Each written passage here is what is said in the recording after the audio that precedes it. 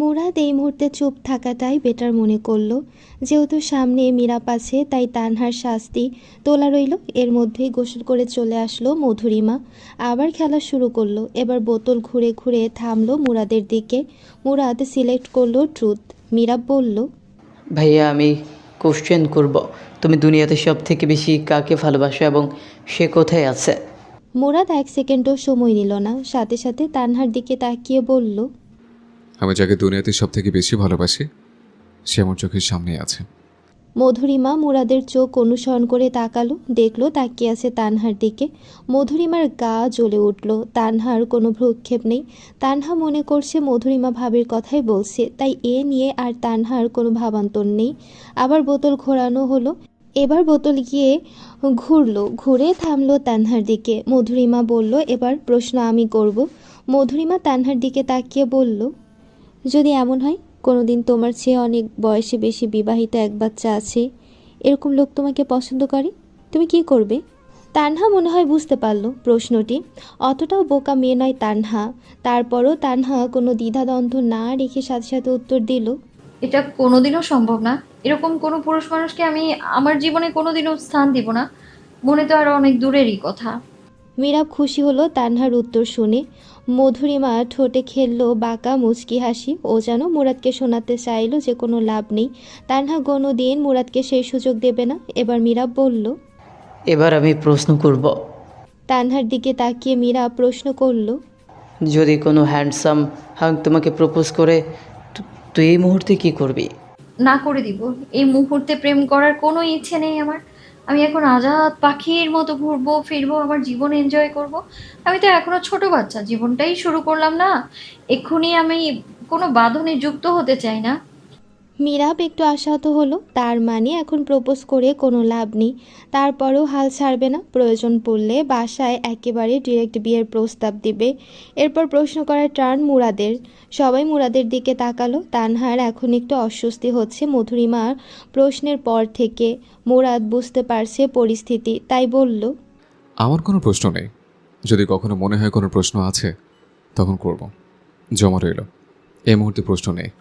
আচ্ছা ঠিক আছে, খেলা শেষ, সবাই যার যার মতো রুমে চলো। ওকে রেস্ট নিতে দাও, ওর ঘুমোতে হবে। মধুরিমা বুঝলো এখন বের হতে হবে। মুরাদ ফোন হাতে নিয়ে সবার আগে বের হলো। কাকে ফোন দিল বোঝা গেল না। পেছন পেছন বের হলো মীরাব ও মধুরিমা। ঘরের ভেতর প্রবেশ করলো তারমিন শেখ। মা মেয়ে কিছুক্ষণ কথা বলল। সকাল সকাল তারমিম শেখ চলে যাবে। তানহার বাবা বলেছে যেতে হবে, তাই উনি সব কিছু গুছিয়ে নিয়ে মেয়ের সাথে শুতে আসলো। তানহার ঘুম আসছে না। তানহা শুধু বারবার মনে পড়ছে মধুরিমা ভাবির করা প্রশ্ন। তার আগে মুরাদ কিভাবে ওর দিকে চেয়ে বলেছিল, যাকে আমি দুনিয়ার সব থেকে বেশি ভালোবাসি সে আমার চোখের সামনে আছে। দুটো কথা যেন একরকম মনে হচ্ছে, কিন্তু এটা কোনোভাবে মানতে পারছে না তানহা। কিন্তু মাকেও যাওয়ার ব্যাপারে বলেও লাভ নেই। উনি ভাববে শাসনের ভয়ে আমি চলে যেতে চাইছি। তাই তানহা চিন্তা করলো আর মাত্র 5টা বা 6টা দিন কোনো মতে চোখ বন্ধ করে কাটিয়ে দেবে। এরপর মুরাদ ভাইয়ার রুমে আসলে সোজা সাপটা বলে দিবে এই রুমে যেন না আসে। এসব চিন্তা করতে করতে মাকে জড়িয়ে ধরে ঘুমিয়ে পড়ল তানহা। তারমিম শেখও তানহার মাথায় হাত বুলিয়ে দিতে দিতে ঘুম পাড়িয়ে দিল। তারপর নিজেও ঘুমিয়ে গেল। এদিকে মুরাদের বেডরুমে ঘুমিয়ে আছে মধুরিমা ও মুনতাহা। মুরাদ সব সময় মতো স্টাডিতে নিজের ডিভানের উপর হাত পা ছুঁড়ে শুয়ে আছে। আজকে সারা শরীর রাগে কেন যেন হিড়হিড় করছে মুরাদের। কোনোভাবে রাগ কন্ট্রোল করতে পারছে না মুরাদ। একে তো সময়ের আগে মধুরিমার করা এ প্রশ্ন, তার উপরে তানহার উত্তর শুনে কেন যেন কোনোভাবেই মেজাজ আর কন্ট্রোল করতে পারছে না মুরাদ। চুপচাপ ডিভানে উঠে বসলো এবং হাত দিয়ে আরেক হাতের আঙুলগুলো ফুটাচ্ছে মুরাদ। তানহা কী বা উত্তর দিবে? সিচুয়েশন অনুযায়ী ঠিক আছে, মুরাদ ওর থেকে অনেক বছরের বড়, বিবাহিত, দুনিয়ার জন্য ওর একটি বাচ্চা আছে। কি দেখে বা মনে করবে তানহা ওর দিকে কথা শুনবে বা ওকে পছন্দ করবে? কোনো কারণ তো নেই। কোনো মেয়ে নিশ্চয়ই দ্বিতীয় স্ত্রী হতে চাইবে না। কিন্তু তানহা তো জানে না তানহা মুরাদের প্রথম স্ত্রী। মুরাদ যখন জানতো মধুরিমাকে বিয়ে করতেই হবে তখনই প্রথম তানহাকে বিয়ে করে তার 2 দিন পর মধুরিমার সাথে বিয়ে হয়। অর্থাৎ 12/1/19 সাল। একদিন না একদিন এই সম্পর্ক টিকবে না, কিন্তু দুনিয়া যেন কখনো বলতে না পারে তানহা মুরাদের দ্বিতীয় স্ত্রী। তাই মুরাদ তানহাকে প্রথমে বিয়ে করে নেয়, কিন্তু তানহা তো এসব সত্য কিছুই জানে না। যখন তানহা জানবে 13 বছর আগে একটা মেয়েকে ভুলিয়ে ভালিয়ে বিয়ে করেছে মুরাদ, তানহা এটা কোনোভাবে মানতে পারবে না। তানহা তো দূর, তানহার ফ্যামিলি বা অন্য কেউ মানবে না। অন্য কাউকে নিয়ে কোনো মাথা ব্যথা নেই মুরাদের, কিন্তু তানহাকে নিজের আয়ত্তে আনতে হবে। তানহাকে বোঝাতে হবে মুরাদের কোনো উপায় ছিল না। মুরাদ তানহাকে এতটাই ভালোবেসে ফেলেছিল এক নজরেই যে মুরাদ ঠিক করে ফেলেছিল তানহার জন্য প্রয়োজন পড়ে সারা জীবন অপেক্ষা করবে, তারপরও বাকি জীবনটুকু শুধু তানহার সাথে কাটাবে। তাই তানহাকে বড় করার জন্য মুরাদ সময় দিয়েছে। 6 বছর তানহার কাছাকাছি আসেনি, কারণ মুরাদ নিজেকে কন্ট্রোল করতে পারতো না। হয়তো ছোট্ট মেয়েটা বড় হবার আগেই মুরাদের ভালোবাসায় নিঃশেষিত হয়ে যেত, কিন্তু এখন আর নয়। এখন মুরাদের তানহাকে চাই। তানহাকে দেখলে মুরাদের এখন আর নিজেকে কন্ট্রোল করার কোনো ইচ্ছে মনের ভেতর জাগে না। তবে যাই হোক, তানহাকে বোঝাতে হবে 13 বছর বয়সের বিয়ে চাইলেই তানহা ডিনাই করতে পারে, তাই তানহাকে আবার বিয়ে করতে হবে। তানহা এই বিয়ের ডিনায়াল পেপার জমা দিবে, তার আগেই মুরাদ আবারও কোর্টে এই বিয়ে স্থায়ী করার জন্য আবেদন করবে এবং সেটা ফুলফিল করেই তানহাকে জানাবে। বাল্যবিবাহ নিরোধ আইন 2017 অনুযায়ী 18 বছর কম বয়সী কারো ক্ষেত্রে বাল্যবিবাহ প্রতিরোধ করার জন্য আদালতের অনুমতি নিয়ে আবেদন করা যেতে পারে, ঠিক যেমন বাল্যবিবাহ বাতিলের জন্য আবেদন করা যায়। এর মানে হলো আইন একটি বিয়ের ক্ষেত্রে প্রযোজ্য শর্ত পূরণ করতে আবেদনকারীকে সহায়তা করে। অর্থাৎ সোজা ভাষায় বিয়েটা যেমন খারিজের জন্য আবেদন করতে পারে, ঠিক তেমনি 18 বছর পূর্ণ হওয়ার পর দুজন স্বামী স্ত্রী স্বেচ্ছায় সংসার করবে কিনা সেটার জন্য আবেদন করতে পারে। তবে এক্ষেত্রে দুজনেরই সিগনেচার অর্থাৎ অনুমতিপত্রে সাইন নেওয়া অবশ্যই। সেই সাইন মুরাদ তানহার থেকে নিয়ে নেবে, প্রয়োজনে জোর করবে তবু মুরাদ সাইন নিয়ে নেবে, সেটা কোনো টেনশনের নয়। তবে দুনিয়ার সবার মুখ ঠান্ডা করতে আবার তানহাকে বিয়ে করতে হবে মুরাদের। এই মুহূর্তে তানহাকে দেখতে হবে মুরাদ কোনোভাবে যেন শান্তিতে নিঃশ্বাস নিতে পারছে না, ভেতরে ভেতরে ছটফট করছে। তাই যেই ভাবা সেই কাজ। চুপচাপ রুম থেকে বের হয়ে গেল। তানহার রুমের কাছে এসে পা থমকে দাঁড়িয়ে গেল মুরাদ। জানে ভেতরে খালা তারমিম শেখ আছে, তারপরও দরজাটা হালকা মোচড় দিয়ে খুলল। ভেতরে ঢুকে দেখলো ড্রিম লাইট জ্বালানো। যেহেতু তানহা কোমরে সমস্যা, যদি ওয়াশরুমে যেতে চায় তাই লাইট অন করে ঘুমিয়েছে দুজন। ড্রিম লাইটের মৃদু আলোয় তানহাকে দেখতে অপসরীর মতো লাগছে। মুরাদ কোনো মতে হেঁটে আস্তে আস্তে তানহার কাছে আসলো। তারপর কি মনে করে যেন নিজেকে আর কন্ট্রোল করলো না, তানহাকে কোলে তুলে নিল। তানহা ঘুমে এতটাই বিভোর যে ঘুমের মধ্যে মুরাদের গলা জড়িয়ে ধরে মুরাদের বুকে সাপের মতো পেঁচিয়ে রইল। মুরাদ মুচকি হেসে আস্তে আস্তে রুম থেকে বের হয়ে ছাদের দিকে হাঁটা শুরু করলো। ছাদেই সিঁড়ি ঘরের সাথে সুন্দর একটি রুম রয়েছে, যেখানে বিভিন্ন সময় পার্টি হলে বা অনুষ্ঠান হলে কাজে লাগতো। রুমটা সুন্দর সুসজ্জিত, ফেরি লাইট জ্বালানো। মুরাদ ধীরে ধীরে সে রুমে ঢুকলো। ঢুকে প্রথমে দরজাটা হালকা করে লাগিয়ে দিল, তারপর সমস্ত লাইটগুলো অফ করে দিলেও শুধু 2-1টা ফেরি হালকা মৃদু লাইট জ্বালানো রইল। তারপর তানহাকে ধীরে ধীরে বিছানায় শুয়ে দিল মুরাদ। নিজে দাঁড়িয়ে রইল তানহা শিওরের পাশে। তারপর ধীরে ধীরে হাঁটু ভেঙে বসে মনে মনে বলল, শাস্তি নাম্বার 1। বলেই তানহা ঠোঁটে ছোট্ট হালকা করে একটি চুমু খেলো মুরাদ। তানহা একটু নড়ে চড়ে উঠল, কিন্তু ঘুমে বিভোর মেয়েটা বুঝতেই পারল না জীবনে প্রথম চুম্বনটা মুরাদ নিজের নামে করে নিয়েছে। মুরাদ নিজের লোভ আর সংবরণ করতে পারল না। আরেকটা চুমু খেতে যাবে অমনি চট করে তানহার চোখ খুলে গেল। চোখ খুলে মুরাদকে চোখের সামনে দেখে চিৎকার করবে, তার আগে মুরাদ তানহার মুখ হাত দিয়ে চেপে ধরল। তানহা ভয় পেয়ে গেল। ঘুম ভেঙে মুরাদকে চোখের সামনে দেখতে পেয়ে তানহা বুঝতে পারছে না আসলে মুরাদ ভাই কি চাচ্ছে বা কি করতে চাচ্ছে। মুরাদ শুধু একটা চুমু খেতে চেয়েছিল, আর কিছুই না। মুরাদ কখনোই চায়নি এই মুহূর্তে তানহা ঘুম থেকে উঠে যাক আর এমন সিচুয়েশনে নিজেকে আবিষ্কার করুক। তানহার জায়গায় যে থাকবে সেই রিয়্যাক্ট করবে এবং ভয় পেয়ে যাবে, এটাই স্বাভাবিক। মুরাদ এখন চিন্তা করছে এই পাগল মেয়েকে কিভাবে সামলাবে। চিৎকার করে যদি পুরো বাড়ি জানান দিয়ে দেয় মুরাদের একটা পার্সোনালিটি আছে, একটা ব্যক্তিত্ব আছে, সবাই কি ভাববে? তানহাকে ঘুমের মধ্যে কোলে করে নিয়ে ছাদে নিয়ে চুমু খাচ্ছে। তানহা মুরাদের হাতে নিচ থেকে ছোটার জন্য ছটফট করছে। মুরাদ কোনোভাবেই তানহাকে কন্ট্রোল করতে পারছে না। মুখ কতক্ষণ চেপে ধরে রাখবে? এক হাত দিয়ে মুখ চেপে ধরেছে আর এক হাত দিয়ে দুই হাত, কোনোভাবেই তানহাকে কন্ট্রোল করা যাচ্ছে না। সমানে হাত পা চালিয়ে যাচ্ছে। মুরাদ তানহার কানের কাছে গিয়ে বলল, চুপ কর, আর একটা শব্দ করবি না। আর ছোড়াছুড়ি বন্ধ কর, ছেড়ে দেবো আমি, প্রমিস করছি। ছোড়াছুড়ি বন্ধ কর, বারে সবই উঠে যাবে, মান সম্মান শেষ হয়ে যাবে। সবাই ভাববে তুই আমি ছাদে কোমর ভাঙে রোমান্স করছিলাম। তানহা তাতেও থামছে না। সমানে হাত পা ছোড়াছুড়ি করে যাচ্ছে আর মুরাদের হাত সারানোর চেষ্টা করছে আর ভাবছে কি অসভ্য চরিত্রহীন লোক। এদিকে মুরাদ বুঝতে পারছে না কি করবে। হিদাহিদ জ্ঞান শূন্য হয়ে গেলে কেন যেন এই পুচকি মেয়েটার সাথে পারছে না, না শক্তিতে না বুদ্ধিতে। মুরাদ হতবিহ্বল হয়ে গেল। এক পর্যায়ে ছোটাছুটি করতে করতে তানহার হাত পা যেন অবশ হয়ে এলো।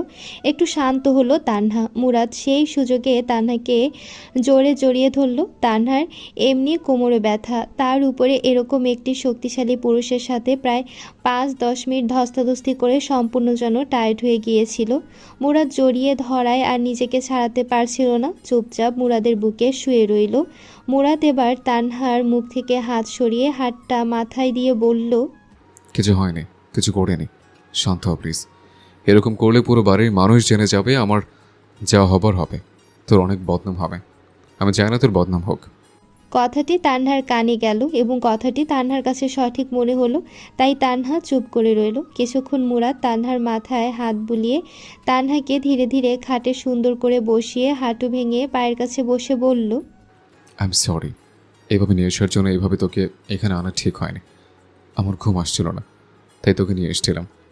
কিন্তু আমার মনে কোনো পাপ বা কোনো খারাপ চিন্তা নেই, সত্যি বলছে। তানহার দিকে তাকিয়ে কথাগুলো বলল মুরাদ। চোখে মুখে আকাঙ্ক্ষা যেন তানহা কথাগুলো বিশ্বাস করে, কিন্তু তানহা খুব রাগী এবং রুড কণ্ঠে বলল, ঘুম আসলো না? আপনি আপনার স্ত্রীকে নিয়ে আসতেন। আপনি আমায় কেন নিয়ে আসলেন? একটা বেগানা পুরুষ মানুষ আপনি, আপনার সাথে কি আমার যায়? আপনি কেন আমায় নিয়ে আসলেন? আপনি আমার খালাতো ভাই, বয়সে অনেক বড়, প্রায় দ্বিগুণ। আপনি বিবাহিত, আপনি, আপনার একটা সন্তান আছে, সেই আপনি ঘর থেকে খালাতো বোনকে না বলে চুরি করে কোলে করে নিয়ে এসে চুমু খাওয়ার চেষ্টা করছেন। আর আপনি বলছেন আপনার মনে কোনো পাপ নেই। আর স্ত্রী সন্তান না থাকলেও বুঝে নিতাম যে হ্যাঁ, একটা মানুষ ছোট বয়সে কোনো মানুষকে পছন্দ করতেই পারে। কিন্তু আপনার তো স্ত্রী আছে, আপনার সন্তান আছে। আপনার চরিত্র এত খারাপ হলো কি করে? আপনার চোখ খালাতো বোনের দিকে কিভাবে যায়? একবারও ভাবেননি আপনার স্ত্রী কি মনে করবে? একবারও ভাবেননি আপনার সন্তান বড় হয়ে আপনাকে চরিত্রহীন মনে করবে? আপনি কি বুঝতে পারছেন না মধুরিমা ভাবে কেমন কেমন করে কথা বলে? মুরাদের এবার চল শক্ত হলো, চোখ মুখ কঠিন করে বলল, বারবার স্ত্রী সন্তান বলবি না, আর চরিত্রহীন বলবি না। চরিত্রহীন হলে এতক্ষণে আর আমার সাথে গলাবাজি করে কথা বলে উপযুক্ত থাকতি না, আমার কাছ থেকে কৈফিয়ত যাওয়ার অবস্থায় থাকতে না। যদি চরিত্র খারাপ হতো, আমি তো বলছি আমি শুধু তোকে একটু দেখতে নিয়ে এসেছে। এখানে পরে হঠাৎ কি মনে করে যেন তোকে একটা চুমু খেতে ইচ্ছে হয়েছে। ভুল হয়েছে আমি স্বীকার করছি। তবে তোকে চুমু খাওয়া আমার ভুল হয়নি। তোকে না বলে এখানে নিয়ে এসেটা আমার ভুল হয়েছে। আমার যখন ইচ্ছা হবে তখন আমি চুমু খাবো, যখন ইচ্ছা হবে তখন কোলে নিয়ে আমি যে কোনো জায়গায় যেতে পারবো। ইচ্ছে হলে রুমে যাবো, ইচ্ছে হলে ছাদে নিয়ে আসবো। এর জন্য আমি মোটেও লজ্জিত নই এবং কাউকে কৈফিয়ত দেওয়ার প্রয়োজন মনে করি না, তোকেও না। এরপরও যদি তোর চিৎকার চেঁচামেচি করতে ইচ্ছে হয়, আমি এই যে বিছানা বসলাম, করতে পারিস যা ইচ্ছে, আমার কোনো সমস্যা নেই। মান সম্মান গেলে তোর যাবে, আমি তো বলে দেব আমাদের মধ্যে সব কিছু হয়ে গেছে। তুই অস্বীকার করলেও কেউ বিশ্বাস করবে না। পরে মান সম্মান বাঁচানোর জন্য সবাই কাছে ডাকবে, বিয়ে করে দিবে। 4টা পর্যন্ত বিয়ে আমি করতে পারি, তাতে মাত্র 2 নম্বর। রাগের মাথায় কথাগুলো বলল মুরাদ। রাগ আসলে তানহার উপরেও নয়, হয়তো নিজের উপরে, নিজের সিচুয়েশনের উপরে। নিজের ভালোবাসার মানুষ নিজের স্ত্রীকে এনে আদর করবে, তাও এখন কৈফিয়ত চাচ্ছে। এই পাগল মেয়েটা, এই পাগলকে কিভাবে বোঝাবে যে ও বিয়ে করা স্ত্রী, ওর অধিকার আছে, ওর মনের উপর, ওর শরীরের উপর শুধুমাত্র মুরাদের অধিকার আছে। না হয় একটু ভুল করে ফেলেছে, নিজেকে কন্ট্রোল করতে পারিনি, কিন্তু তাই বলে এভাবে চিৎকার চেঁচামেচি করবে? এর জন্য মুরাদের নিজের সিচুয়েশনকে নিজে দায়ী করছে, দোষ কাকে দিবে? তাই রাগ সম্পূর্ণ তানহার উপরে ছাড়ছে। বাঙালি পুরুষ বলে কথা, স্ত্রী জানুক আর না জানুক, স্বামী তো জানে স্ত্রী, তাই রাগ সব স্ত্রীর উপরেই ছাড়বে। বারবার বয়স্ক বয়স্ক বলে কথা বলবে কেন, যেখানে দোষ তানহারও। দেরি করে দুনিয়াতে এসেছে, দেরি করে দুনিয়াতে আসার কারণে 33টা বছর কোনো প্রেম ছাড়া, কোনো নারীর সঙ্গ ছাড়াই কাটিয়ে দিয়েছে মুরাদ। অপেক্ষা করেছে তানহার জন্য। তানহার চোখে যেন এগুলো কোনো মূল্যই নেই। মুরাদ চল শক্ত করে দৃঢ় শক্তিশালী কণ্ঠে তানহার দিকে তাকিয়ে বলল, এখন থেকে এটাই তোর ভাগ্য, এটাই তোর নিয়তি। হ্যাঁ, তোকে আমার পছন্দ, তোকে আমার চাই। দুনিয়ার যে কোনো প্রান্তে তুই থাকিস, সেখান থেকে আমি তোকে চাই। তুই স্বীকার করলেও তুই আমার, আমি তোকে চাই। তুই অস্বীকার করলেও আমি তোকে চাই। আমি বয়স্ক, আমি বিবাহিত, এই সব কিছু জেনে তুই আমার হবি। আমি ছাড়া পৃথিবীর কোনো কিছুর দিকে তুই তাকাতে পারবি না, পৃথিবীর কোনো কিছু তুই চাইতে পারবি না। তোকে দেখার, তোকে ছোঁয়ার, তোকে ভোগ করার অধিকার শুধুমাত্র আমার। তোর শরীর, তোর মন শুধুমাত্র আমার। তোর সমস্ত অপবাদ, তোর সমস্ত অভিযোগ আমি মেনে নিলাম, কিন্তু তুই যে আমার, এটা তোকে মেনে নিতে হবে। তুই চাইলেও মানতে হবে, না চাইলেও মানতে হবে। তানহা অবাক হয়ে বলল, অসম্ভব, আপনি পাগল হয়ে গেছেন, আপনি সাইকো হয়ে গেছেন। আপনার মধ্যে একটা লোককে আমার শরীর তো দূরের কথা, মনের মধ্যে কখনো জায়গা দিব না আমি। আপনার সাথে থাকবো আমি, স্বপ্ন দেখুন আপনি। আর আপনি কি মনে করেছেন আপনি জোর করবেন আর আমি মেনে নেব? হ্যাঁ, জোর করে দেখুন, কখনো আপনি আমাকে মানাতে পারবেন না। আর একটা মানুষ জোর করে শুধু শরীর পায়, মন কখনো পায় না। আপনি আমার মন কখনোই পাবেন না। মুরাদ তানহার দিকে তাকিয়ে মুচকি হেসে বলল, 33 বছর ধরে ব্যাচেলর রয়ে গেছে, কাউকে টাচ করিনি। আপাতত শরীর হলে চলবে, মন আস্তে ধীরে পরে দিস। আমার আবার এত তাড়াহুড়ো নেই। তোকে স্বপ্ন দেখলে স্বপ্ন দোষ হয়ে যাবে, পরে আবার অপবাদ দিবি চরিত্রহীন বলে। একটা কথা এই মাথায় মগজে ভালোই করে ঢুকিয়ে নে, আমার সাথে থাকতে হবে, আমার সাথেই সংসার করতে হবে, এবং আমার বাচ্চা কাচ্চা জন্ম দিতে হবে। বছরে বছরে একটা করে জন্ম দিবে। আমার আবার বেশি বেশি বাচ্চা কাচ্চা পছন্দ। সব জায়গা থেকে দৌড়দৌড়ি করে ছোটো করে বাচ্চার আব্বা আব্বা বলে ডাকবে, আমার ভীষণ পছন্দ হয়। বলেই মুচকি হাসল মুরাদ। তানহা ভ্যাবাচাকা খেয়ে গেল। এই লোক অসভ্যের মতো কি বলে যাচ্ছে। এগুলো বিবাহিত এক বাচ্চার বাপ, 6 বছরে যে কিনা বিদেশ থেকে দেশে আসেনি বাচ্চা কাচ্চা পয়দা করতে, এখন ওর মতো একটা বাচ্চা কচি মেয়েকে বলতেছে বছরে একটা করে বাচ্চা জন্ম দিবে। তানহা চুপচাপ, আর কোনো কথা বাড়াতে চাইল না। এমনি অনেক রাত, দুজন নারী পুরুষ ছাদে, এখানে একা, ভাবতে গা শিউরে ওঠে তানহার। কেউ দেখলে বা শুনলে কি ভাববে, তাই বিছানা থেকে নামবে ঠিক এমন অবস্থায় এসে হাত ধরে ফেলল মুরাদ। বলল, পাগল হয়েছিস? নিচ পর্যন্ত হেঁটে যেতে পারবি না। যেভাবে নিয়ে এসেছি সেভাবে নিয়ে যাব। খবরদার আমার কাছে আসবেন না বলে দিচ্ছি। পাগল হয়ে গেছেন আপনি, তখন ঘুমিয়েছিলাম, নিয়ে এসেছেন, এখন জেগে আছি আমি।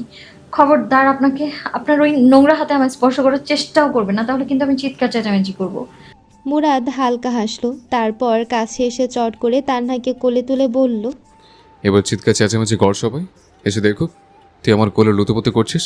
অ্যান্ড আই সোয়ার, আমি কোল থেকে এক চুল পরিমাণ তোকে নামাবো না। এভাবে করে নিয়ে বসে থাকবো, আর এই হাতের অবাধ বিচরণ তোর সারা দেহে থাকবে। এখন থেকে সহ্য করা শেখ, নাহলে একবারে এত খুশিতে অজ্ঞান হয়ে যাবে। তানহা ভ্যাবাচাকা খেয়ে গেল, সাথে ভয় পেয়ে গেল। এই লোককে কিভাবে কন্ট্রোল করবে। আর তাছাড়া চাইলেও তানহা চিৎকার করতে পারবে না।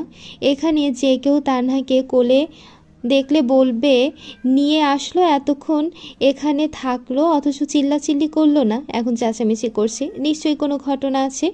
আস্তে আস্তে শান্ত হয়ে বলল, দেখুন দেখা। আসলে মুরাদ ভাইয়া, আর কথা বলে শেষ করতে পারল না তানহা। সাথে সাথে মুরাদ তানহার গালে জোর করে একটি চুমু খেয়ে বসলো। তারপর তানহার দিকে তাকিয়ে বলল, যতবার ভাইয়া বলবে ততবার একটু করে চুমু খাবো। তবে হ্যাঁ, কোথায় কোথায় খাবো সেটা নিশ্চয়তা দিতে পারছি না, ডিপেন্ডস অন মাই মুড। তবে খাবো সেটা নিশ্চিত। তানহা অবাক হয়ে গালে হাত দিয়ে চুপচাপ তাকিয়ে রইল। এই লোক পুরাই সাইকো। কোনো মতে রাতটা শেষ হলে সকালবেলা এখান থেকে চলে যাবে, আর এক মুহূর্ত থাকবে না। শাস্তির মাইরে বাপ, যা হবে পরে দেখা যাবে। আপাতত এখান থেকে পগার পার হতে হবে। এই পাগল লোকের সাথে তানহার থাকা সম্ভব না। মনে মনে ভাবলো তানহা। মুরাদ জানে তানহা মনে মনে কী ভাবছে, এখান থেকে পালানোর ব্যাপারেই ভাবছে, কিন্তু সেটি আর হবার নয়। যেভাবেই হোক মুরাদ তানহাকে রেখে দিবে। কিন্তু তানহার দিকে কিছুক্ষণ তাকিয়ে থেকে বলল, আচ্ছা, যে কারণে আমাকে এত অপবাদ দিলে সেই কাজটা করা হয়নি। শুধু শুধু গভীর রাতে আমাকে অপবাদ দিয়ে গেলে, অথচ আমি কিছু করলামই না। করবো? কি বলিস? চিৎকার চেঁচামেচি তো করবি, কিছুটা করি, তারপরে দুশো হয় নাকি? সবাই এসে দেখবে তুই আমার কোলে এত গভীর রাতে ছাদে একলা একটা রুমে। নিশ্চয় বুঝতে পারছিস সবাই কি ভাববে? এতটা ছোট তো নিশ্চয় না। অ্যান্ড আই প্রমিস আমি তোকে কোল থেকে এক চুল পরিমাণ নামাবো না। সবার সামনে এভাবে কোলে বুকের সাথে লাগিয়ে বসে থাকবো। তানহা রাগে গজগজ করছে কিন্তু চিৎকার চেঁচামেচি করতে পারছে না। মুরাদকে হাত দিয়ে সমানে ঠেলে যাচ্ছে মুরাদ। চুপচাপ তানহার ছোটাছুটি দেখছে। মুরাদের বুকে তানহার নখের আঁচড় লাগলো। মুরাদ আহ করে উঠল কিন্তু তানহাকে ছাড়ল না। মুরাদ জানে তানহা ইচ্ছাকৃতভাবে দিয়েছে, তাই চুপচাপ দাঁড়িয়ে রইল তানহাকে কোলে নিয়ে। এদিকে তানহা অবাক হচ্ছে। তানহাও জানে খুব জোরে নখের আঁচড় দিয়েছে, কিন্তু লোকটা ওকে ছাড়ছে না কেন?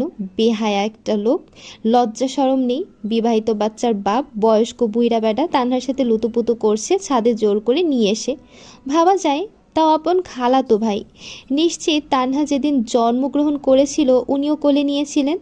তানহার এসব ভাবনার মাঝে মুরাদ একটু ঝুঁকে তানহার কানের কাছে এসে বলল, এই দু একটা আচর আমার কিচ্ছু হবে না।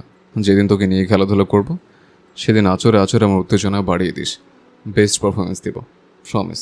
তুই খুশি হয়ে বলবি ওয়ান্স মোর প্লিজ। তানহার হাত থেমে গেল। এত বাজে কথা জীবনে কোনো দিনও শোনেনি তানহা। যেন কান দিয়ে ধোয়া বের হচ্ছে। তানহা শুধু আস্তে আস্তে কিন্তু দৃঢ় কণ্ঠে বলল, বাজে লোক, চরিত্রহীন লোক, আপনার লজ্জা লাগে না আমার কাছে আপনি এইসব ধরনের কথা বলছেন? মুরাদ একটু মুচকি হাসলো, তারপর বলল, আমার সমস্ত বাজে কথা তোকে শুনতে হবে। আর এখানে লজ্জার কি আছে? তোকে লজ্জা পেলে আমি তোর সাথে এগুলো করবো কিভাবে? তোকে ছাড়া দুনিয়ার সব মেয়ের কাছে আমি এগুলো বলতে লজ্জা পাবো, কিন্তু তোর সামনে সব কিছু খুলে দেখাতেও আমি লজ্জা পাবো না। কারণ এটাই তোর ভাগ্য। তোর তো আমাকে দেখতেই হবে। রোজ দেখবি, প্রতিদিন দেখবি, পরে দেখবি, খোলা দেখবি। আমাকে সবসময় সব অবস্থায় দেখার অধিকার শুধু তোর, আর কেউ দেখেনি, দেখবেও না। I am fully intact. প্রয়োজন নেই আমার দেখার। ছাড়ুন আমায়, নামিয়ে দিন আমায়, বেহায়া নির্লজ্জ লোক। এক মুহূর্ত সহ্য হচ্ছে না আমার আপনাকে। মুরাদ ছাড়ল তো না, বরং তানহার কানে কানে বলল, তুই যদি এরকম করিস তাহলে আমি তোকে জোর করব। আর বিশ্বাস কর, জোর করার মধ্যে আলাদা একটা মজা আছে। ভোর হতে এখনো কিছু সময় আছে, চাইলে একবার। ছি, চুপ করুন। বলেই নিজের কান চেপে ধরল তানহা। তানহা বুঝতে পারছে না এই লোককে কি করবে। মনে মনে শুধু আল্লাহকে ডাকছে আর ভাবছে। সকাল কেন হচ্ছে না? এখান থেকে পালাতে পারলেই বেঁচে যাই। মুরাদ তানহার দিকে তাকিয়ে বলল, প্রায় ভোর হয়ে এসেছে, আরেকটু হলে কেলেঙ্কারি হয়ে যাবে। আমার সমস্যা নেই এখানে থাকতে। আর যদি না চাস তাহলে চুপচাপ কোঅপারেট কর। রুমে নিয়ে যাব। রুমে খালা আছে, শব্দ বলে উঠে যাবে।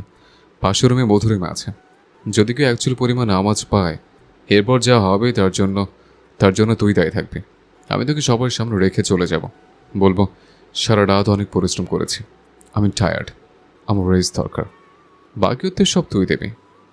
বলেই চোখ মারল মুরাদ। তারপর তানহা দিকে তাকিয়ে মুচকি হাসলো। তানহা ভয় পেয়ে আসলেই চুপ হয়ে গেল। বুঝলো এই লোকের সাথে আর তর্ক করে লাভ নেই। সসম্মানে নিজের রুম অবধি যেতে পারলেই হলো। তানহাকে চুপ থাকতে দেখে মুরাদও আর কথা বাড়ালো না। চুপচাপ তানহাকে নিয়ে ছাদ থেকে সিঁড়ি ভেঙে নিচের দিকে নামতে লাগলো মুরাদ। সিঁড়ি দিয়ে নামার সময় হালকা ঝাঁকি খেলো মুরাদের সাথে। তানহা এমনি মুরাদের গলার সাথে লেগে রয়েছে, তার উপরে আবার এই হালকা ধাক্কা। তানহা কেমন যেন অস্বস্তি ফিল হচ্ছে। যতই হোক একটি পরপুরুষের কোলে, তাও বিবাহিত লোক, কেমন যেন ফিলিংস হচ্ছে তানহার। মনে হচ্ছে কোনো কিছুই ঠিক নেই, যা হচ্ছে হওয়া উচিত না। এটা কোনো দিনও সম্ভব না। তানহা এগুলো কোনো দিনও মেনে নেবে না। তানহাদের রুম অবধি এসে মুরাদ থামলো। এদিক ওদিক একটু তাকিয়ে দরজাটা আস্তে করে খুলে তানহাকে নিয়ে ঢুকলো। বেডের সামনে এসে দেখলো খালা অন্যদিকে ঘুরে শুয়ে আছে। তানহার দিকে তাকিয়ে কোনো কথা বলল না। কথা বললে খালা উঠে যেতে পারে, তাই চুপচাপ তানহাকে শুয়ে দিয়ে একটি চাদর দিয়ে তানহাকে ঢেকে দিল। তারপর তানহার শিওরের পাশে 1 মিনিট দাঁড়িয়ে রইল। তানহার এখনও অস্বস্তি ফিল হচ্ছে। লোকটা যাচ্ছে না কেন রুম থেকে? মুরাদ কিছু না বলে ঝুঁকে তানহার কপালে একটা চুমু খেলো, কিন্তু তানহা কিছু বলতে পারল না। শব্দ করলে মা উঠে যাবে। চুপচাপ পড়ে রইল চোখ বন্ধ করে। চোখ খুলবে না তানহা, দেখবে না এই গুন্ডা নির্লজ্জ বেহায়া লোকটাকে। মুরাদ এক দৃষ্টিতে তাকিয়ে দেখলো তানহা জোরে জোরে নিঃশ্বাস নিচ্ছে। বুঝতে পারছে ভেতরে ভেতরে রাগ করছে, তাই উঠে দাঁড়িয়ে চুপচাপ রুম থেকে বাহিরে বের হয়ে গেল। আর যেভাবেই হোক মুরাদ চায় না সত্যিটা এভাবে কুৎসিতভাবে সবার সামনে আসুক। যা দিনের আলোর মতো সত্য তা দিনের আলোয় সামনে আসবে, রাতের অন্ধকারে নয়। মুরাদ নিজের রুমের দিকে আজকে আর গেল না, চুপচাপ উঠে গেল ছাদে। আজ থেকে মুরাদ ছাদেই থাকবে। কেন যেন আজকের পর আর মধুরিমার সাথে এক রুমে থাকার ইচ্ছে আর হচ্ছে না মুরাদের। যদিও একসাথে এক রুমে থাকে না মুরাদ, থাকে স্টাডিতে, কিন্তু পরিবারের চোখে, সমাজের চোখে, তানহার চোখে মুরাদ আর মধুরিমা এক রুমে থাকে।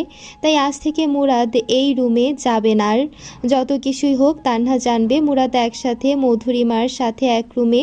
এটা মানতে পারবে না তানহা। তানহাকে যেহেতু আজকে জানিয়ে দেওয়া হয়েছে মুরাদ তানহাকে ভালোবাসে, তানহাকে চায়, তাই আজ থেকে অ্যাটলিস্ট তানহার চোখের সামনে ভুলেও যেন মধুরিমার সামনে না পড়ে মুরাদ সে চেষ্টা করবে। যদিও মধুরিমার সাথে মুরাদের কোনো সম্পর্ক নেই, তারপরও কোনো ভুল বোঝাবুঝি যেন না হয়, তাই ভুলেও মধুরিমার সাথে এক রুমে থাকা যাবে না। ছাদের রুমে শুয়ে শুয়ে কথাগুলো ভাবলো মুরাদ, ভাবলো কিভাবে চাচা এবং বাবা মিলে ব্ল্যাকমেল করে বিয়ে করিয়েছিল মধুরিমার সাথে। মুরাদের যদিও মধুরিমার সাথে মুরাদের কোনো সম্পর্ক ছিল না, তারপরও মুরাদকে সমস্ত কিছু দায়িত্ব নিতে হয়েছিল পরিবারের কথা চিন্তা করে, মান সম্মানের কথা চিন্তা করে। নির্দিষ্ট একটি সময়ের জন্য এই স্যাক্রিফাইস করতে হয়েছে মুরাদকে।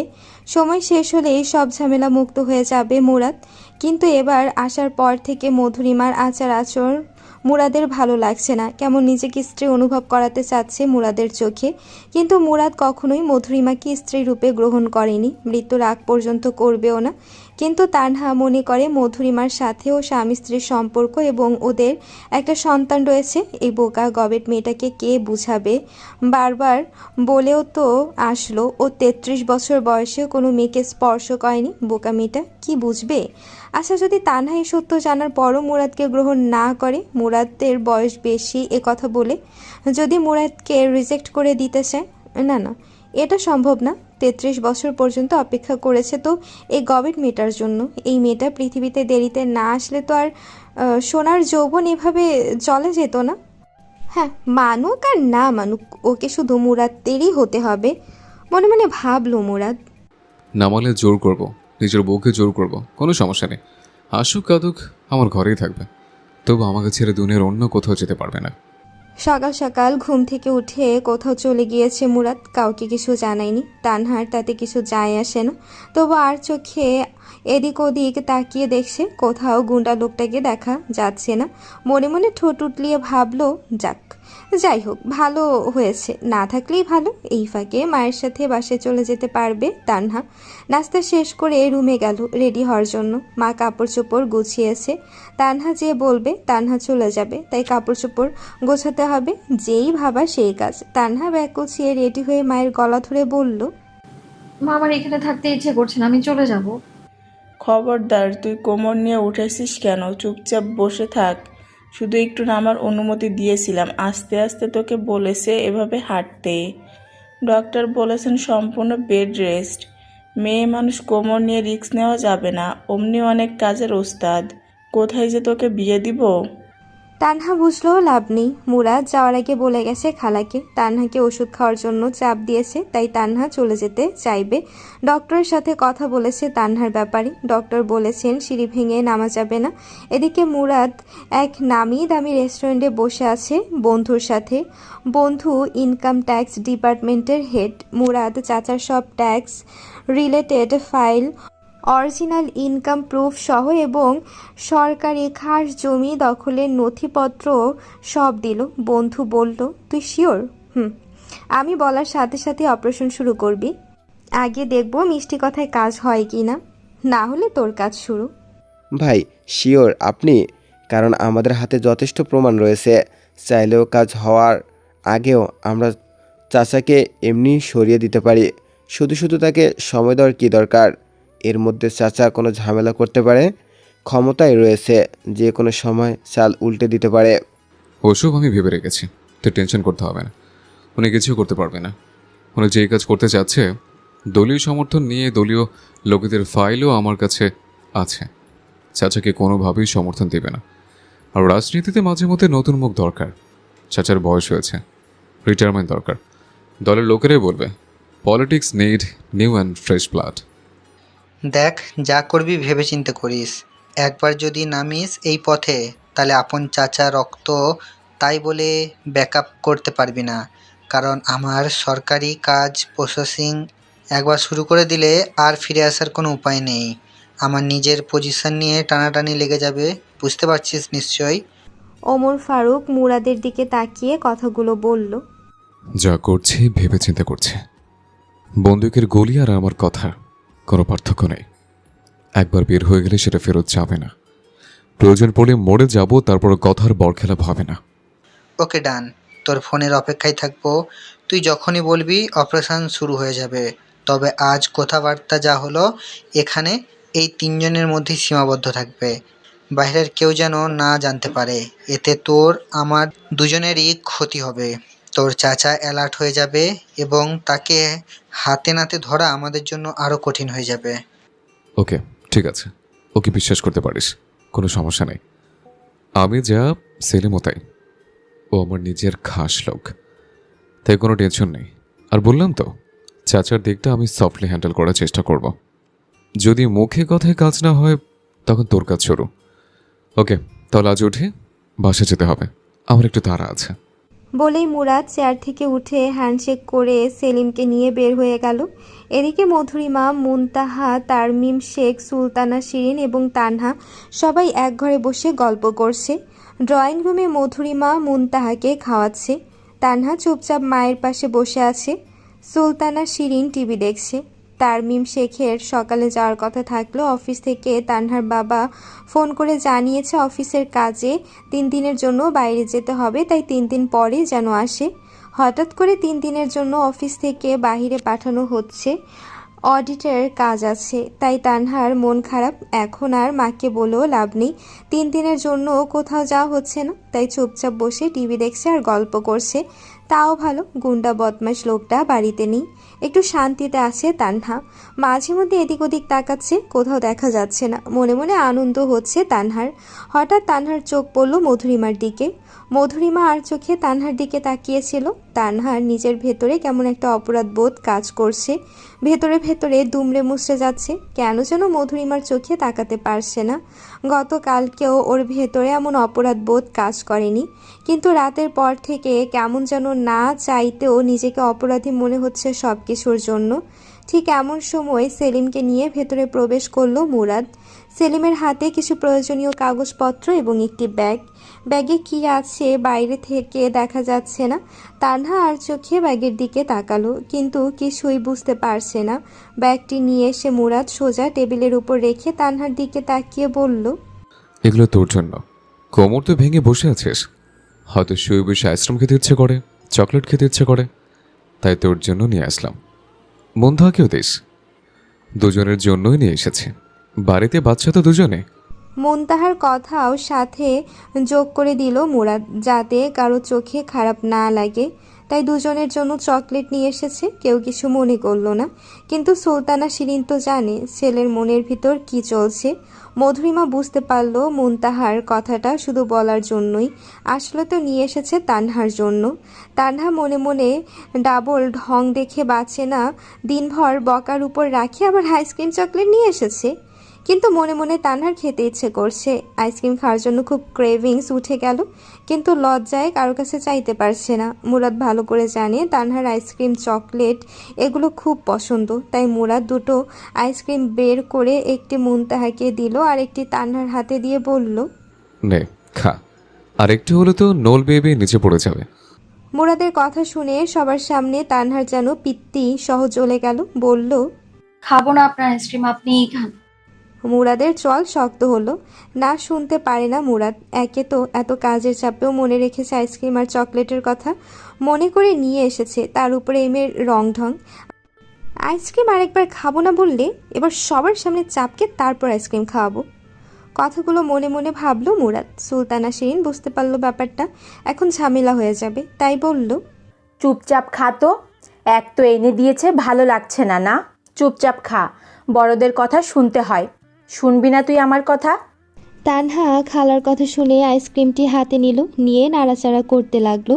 ভাবলো এবারের মতো ছেড়ে দিল গুন্ডাটাকে। মানুষের সামনে রিয়াক্ট করা উচিত হয়নি। তানহাও বুঝতে পারল মুরাদের রাগ একটু কমলো, না হলে কী যে করতো মুরাদ নিজেও জানে না। আইসক্রিম হাতে থাকা অবস্থায় হঠাৎ মুরাদের মনে পড়ল তানহা নিচে নেমে এসেছে কেন একা একা। এভাবে ঠিকঠাক মতো হাঁটলে তো সবাই বুঝে যাবে মুরাদকে আটকানোর জন্য ডাক্তারকে নিয়ে মিথ্যা কথা বলিয়েছে। তারপর খালার দিকে তাকিয়ে বলল, খালা, তোমাকে না বলেছিলাম ওর কোমর নিয়ে ওঠানামা করতে ডক্টর নিষেধ করেছে? পরে খালা বলল, সমস্যা নেই, আমরা দুজন ধরে ওকে নামিয়ে এনেছি, কোনো চাপ দিতে দেইনি পায়ে। এদিকে মুনতাহাকে খাওয়ানো শেষ হয়ে গেলে মধুরিমা উঠে গিয়ে হাত ধোয়ার জন্য বেসিনে নিয়ে গেল। এই ফাঁকে মুরাদ উঠে দাঁড়িয়ে তানহাকে কোলে তুলে নিল, বলল, আমি এখন উপরে চলে যাব, তাই আটার বস্তাকে উপরে ওঠানোর জন্য আবার নিচে নামতে পারবো না, তাই খালা ওকে উপরে রুমে দিয়ে আসছে, তোমাদের আর কষ্ট করতে হবে না। এদিকে সবার সামনে হঠাৎ তানহাকে কোলে নেওয়ায় তানহা ভেবাচাকায় খেয়ে গেল, কিন্তু ছটফট করতে পারছে না। তানহা না জানি সবার সামনে কি বলে বসে, কি করে বসে। রাতের ঘটনায় যথেষ্ট ভয় পেয়ে গেছে তানহা। তানহাকে কোলে নিয়ে উপরের দিকে চলে গেল মুরাদ। সুলতানা বোকার মতো চেয়ে রইল, জানে ছেলের সব ভুগিযুগি, কখন কি অঘটন ঘটিয়ে ফেলে আল্লাহ জানে। যদিও মুরাদ যথেষ্ট মার্জিত ও গোছানো ছেলে তার মতো। খালা তারমিম শেখ অবশ্য কিছু মনে করল না, কিন্তু কথাগুলো শুনে তাকিয়েছিল মধুরিমা এবং ভেতরে ভেতরে ফুঁসছিল। তানহাকে উচিত শিক্ষা দিতেই হবে এবার, সাথে মুরাদকেও। ওর মতো স্ত্রীকে উপেক্ষা করে তানহাকে নিয়ে নাচানাচি ঢলাঢলি করছে, এটা মধুরিমা কোনো দিনও মেনে নেবে না। এটা শুধু মধুরিমা শ্বশুরবাড়ি নয়, বাবার বাড়িও। এবং ভুলে গেলে চলবে না ওর বাবা একজন রানিং এমপি। মুরাদের সাহস কি করে হয় ওর মতো মেয়েকে উপেক্ষা করা? কথাগুলো মনে মনে ভাবলো মধুরিমা। রুমে এনে চুপচাপ খাটে বসিয়ে দিল মুরাদ তানহাকে। তারপর বলল, আইসক্রিম খাচ্ছিস না কেন? খাবো না আমি আপনার আইসক্রিম, এ নিন। বলেই মুরাদের হাতে আইসক্রিমটা ধরিয়ে দিল, বলল, আপনার মতো অসভ্য লোকের আইসক্রিম আমি খাবো না। আপনি আপনার আইসক্রিম খান, গুন্ডা লোক কোথাকার। আর শুনুন, সবার সামনে এভাবে হুটহাট আমায় কোলে তুলে নেবেন না। আপনার কোনো অধিকার নেই আমার উপর, আর যখন তখন আমার রুমেও আসবেন না। কথাটা বলতে চেয়েছিলাম পরে ভালো করে, কিন্তু এখন বললাম আমার রুমে অনুমতি ছাড়া একদম প্রবেশ করবেন না এবং আমার গায়েও টাচ করবেন না। ম্যাডামের অনুমতি লাগবে ঘরে প্রবেশ করার জন্য? টাচ করার জন্য অনুমতি নিব? বলেই আইসক্রিম ছিঁড়তে শুরু করলো মুরাদ। তানহা অবাক হয়ে তাকিয়ে রইল মুরাদের দিকে। এমন সিরিয়াস কন্ডিশনে একটা মানুষ আইসক্রিম খেতে পারে? এখন তো তার মাথা গরম হয়ে যাওয়ার কথা। মুরাদ আইসক্রিমের এক বাইট মুখে দিল। মুখে দিয়ে সাথে সাথে তানহা কিছু বুঝে ওঠার আগেই তানহা ঠোঁটে ঠোঁট মিলিয়ে আইসক্রিম পুরোপুরি তানহার মুখে ঢুকিয়ে দিল। তানহা কিছু করতে পারছে না। তানহার মুখ চেপে মুরাদ আইসক্রিম তানহার মুখে ঢুকিয়ে দিয়ে তানহার মুখ থেকে চেটেপুটে খাওয়া শুরু করলো। কিছুক্ষণ পর তানহাকে ছেড়ে মুরাদ ঠোঁটের কোণে লেগে থাকা আইসক্রিম মুছে বলল, আইসক্রিম অনেক টেস্টি ছিল। এখন থেকে তোর জন্য আর আইসক্রিম যদি তুই খেতে না চাস তাহলে আমি এভাবেই খাবো, কেমন? তানহার ঠোঁট আঙ্গুল দিয়ে মুছতে মুছতে কথাগুলো বলল মুরাদ। আর কি বলছিলি? তোর রুমে আসতে হলে আমাকে অনুমতি নিয়ে আসতে হবে? কার কাছ থেকে অনুমতি নেব? তো বাবার কাছ থেকে? খালার কাছ থেকে? তোর খাটাস বাবা আমার অনুমতি দেবে? এমনিতে দেখতে পারে না, আর তোর রুমে আসতে চাইলে অনুমতি দেবে? আর আমি কি অনুমতি নিয়ে যাব তোর বাবার কাছ থেকে? কথাগুলো কিরমিরিয়ে বলল মুরাদ। তানহা বলল, খবরদার, আমার বাবাকে খাটাস বলবেন না একদম। খাটাস গুন্ডা অসভ্য লোক তো আপনি। কত বড় সাহস আমার সামনে আমার বাবাকে খাটাস লোক বলে? বেয়াদব। কি বললি? আমি গুন্ডা? আমি খাটাস? আর তোর বাপ ভালো? তুই জানিস তোর বাপ কি করে? মুরাদ বলল, যাই করুক আপনার চাইতে ভালো। আপনার মতো তো না, এই জন্য বাবা আপনাদেরকে দেখতে পারে না। এখন বুঝি কেন দেখতে পারে না। যাদের ভেতরে বাইরে শুধুমাত্র গুন্ডামি আর গুন্ডামি, রাজনীতির নামে মানুষদেরকে অত্যাচার করে গুন্ডামি করে বেড়ায়, জোর জবরদস্তি করে বেড়ায়, তাদেরকে আমার বাবা কেন আমিও দেখতে পারি না। বলেই রাগের চোখে মুরাদের দিকে তাকিয়ে থাকলো তানহা। মুরাদ একটু কাছে এসে কিছুক্ষণ তানহার চোখের দিকে তাকিয়ে থেকে তানহাকে হিসিয়ে বলল, রাগ করে, জিদ করে, অভিমান করে, ভালোবেসে, আদর করে, উত্তেজনার সময় বেদে শুধু আমার দিকে তাকিয়ে থাকবে। তোর সমস্ত অনুভূতিগুলো জানো, শুধু আমার দিকে দৃষ্টি রাখে। ব্যাপার না কোন চোখে দেখছিস তাতে আমার কোনো সমস্যা নেই, কিন্তু এই চোখ দিয়ে শুধু আমাকেই দেখবে। আর যখন তখন রুমে আসতে পারবো না আমি। যখন তখন কেন? মন চাইলে 24 ঘন্টায় রুমের মধ্যে বসে থাকতে পারি। আমাকে চোখ তুলে একটা কথা বলার মতো কেউ নেই। প্রমাণ দেখতে চাস তুই? আর শুধুই রুমে কেন, তোকে এই মুহূর্তে আমি কোলে নিয়ে আমার রুমে চলে যেতে পারি, নিয়ে দরজাও লাগিয়ে দিতে পারি সবার সামনে। নেব? সবার সামনে নিয়ে যাব? রাগী কণ্ঠে কথাগুলো বলল মুরাদ। তানহা রাগের চোটে আর কোনো কথা বলতে পারছে না। এরকম অসভ্য বেহায়া লোকের সাথে আর কথা বলতে চায় না। এখান থেকে যেতে পারলে বাঁচে। তাই তানহা বলল, এক্ষুনি আমার রুম থেকে বেরিয়ে যান, অসভ্য লোক। অসভ্য তো আমি এখনো কিছু করিনি। যেদিন শুরু করব সেদিন তুই মা বলে আর গো বলতে পারবি না। তোকে সোজা করার জন্য রাস্তা আমার জানা আছে। একবার খালি তোর রুমে ঢোকায় 3 দিন তোর রুম থেকে বের হতে দিব না, প্রমিস। এখন যাচ্ছি বেবি, আমার কাজ আছে। চুপচাপ শুয়ে থাকো বেড়ে, ঠিক আছে? আর হ্যাঁ, কোনো কিছু করার জন্যই আমি তোর বাবার কাছে অনুমতি নেব না। তোকে কোলে নেওয়ার জন্য অনুমতি নেব না, তোর রুমে আসার জন্য অনুমতি নেব না, তোকে বেডে নিতে অনুমতি নেব না, চুমা খেতে অনুমতি নেব না। আর হ্যাঁ, তোর সাথে খাট কাঁপানো রোমান্স করার আগেও অনুমতি নেব না। কথাগুলো বলেই তানহার গালে ঠাস করে একটা চুমু লাগিয়ে দিল মুরাদ। তারপর বলল, bye sweetheart, you are my honey babe. Tanha অবাক হয়ে গালে হাত দিল। মনে মনে বলল, এতগুলো কথা বললো, এত কিছু বললো, লোকটার অপমান বোধ নেই? এমন কেন লোকটা? কি বাজে বাজে কথা বলে লোকটা। বিবাহিত দেখে মনে হয় মুখে কোনো ব্রেক নেই, গুন্ডা লোক একটা। মুরাদ রুম থেকে বের হয়ে নিচে চাচার স্টাডির দিকে গেল। মধুরিমা এদিকে আসছিল। এদিকে আর তাকালো না মুরাদ। জরুরি কাজ আছে, কথা বলতে হবে চাচার সাথে। মধুরিমা তাকিয়ে রইল। বাবার সাথে কথা হয়েছে মধুরিমার। বাবা আশ্বস্ত করেছে সব ঠিক হয়ে যাবে। রুমে দরজা নক করতে চাচা বলল, ভিতরে আসো, দরজা খোলা আছে। মুরাদ শার্টের হাতা গোটাতে গোটাতে ভেতরে গিয়ে চাচার বরাবর সোফায় বসলো। বসেই চাচার দিকে তাকিয়ে বলল, কি সিদ্ধান্ত নিলেন?